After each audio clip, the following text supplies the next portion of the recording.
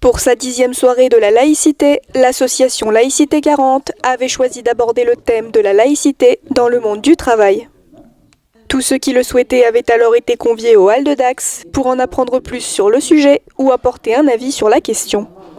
Nous étions 2 à avoir fait la formation de la Ligue de l'enseignement sur les valeurs de la République et la laïcité. Et il y avait donc cette partie du travail en entreprise, dans le domaine public, dans le domaine privé. Et le sujet nous a paru pertinent pour faire évoluer la connaissance de cette laïcité, parce que les points abordés sont assez délicats et sont quelquefois difficiles à gérer. Pour mener cette conférence, Pauline Mété, chargée de mission à l'Observatoire de la laïcité, avait été choisie et est revenue en détail sur les différences du fait religieux en entreprise publique, privée et dans le milieu associatif. Pour ce qui est du public, en fait, les règles juridiques sont simples, ou du moins sont claires. C'est la neutralité absolue des agents publics, la neutralité religieuse, mais aussi politique et philosophique.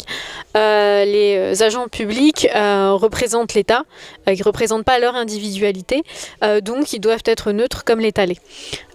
Pour ce qui est de l'entreprise privée ou même de l'associatif, en fait, le régime va plutôt être un régime de liberté. Les gens quand ils sont dans l'entreprise, ils sont encore libres de manifester leurs convictions religieuses. Par contre, un encadrement de ces convictions est possible si c'est justifié par la nature de la tâche à accomplir et proportionné au but recherché. Il y a un grand plan du Commissariat général à l'égalité des territoires qui s'appelle Valeurs de la République et laïcité et qui permet de former des acteurs de terrain, donc aussi bien des agents publics que des associatifs. Alors après, on va vraiment rester dans l'associatif, les acteurs de terrain, de la politique de la ville en fait. Donc là, à ce niveau-là, il y a des formations. Ensuite, pour ce qui relève du privé, il n'y a pas de formation menée par l'État en direction du privé, mais par contre, nous avons élaboré des guides pratiques et ensuite, il y a eu une multiplication ces dernières années des cabinets privés de conseil qui conseillent les entreprises sur ces questions-là et forment les managers, parce qu'en général, il y a un manager de la diversité, à ces questions de gestion du fait religieux. Si les problèmes d'ordre religieux sont encore très souvent au cœur des débats, dans beaucoup d'entreprises, les conflits sur le sujet sont inexistants. Il est donc important que chacun connaisse ses droits et ses devoirs afin que la vie en entreprise reste le plus paisible possible. Dans l'élan, on s'occupe de 9300 entreprises. Sur les 9300 entreprises, on n'a jamais eu une seule remontée d'une entreprise qui avait des problèmes d'ordre religieux. Non, ça n'existe pas.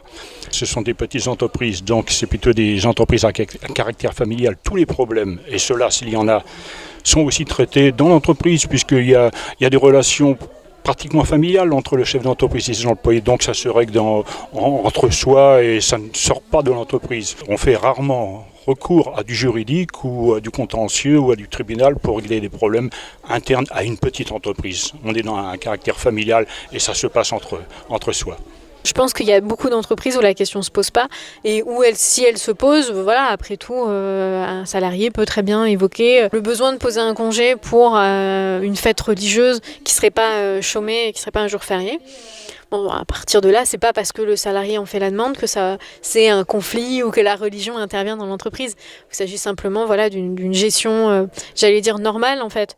De la rencontre entre la nécessité de l'entreprise et puis la vie privée des salariés. Donc je pense que oui, on va tendre vers de plus en plus de gestion pacifique de ces conflits.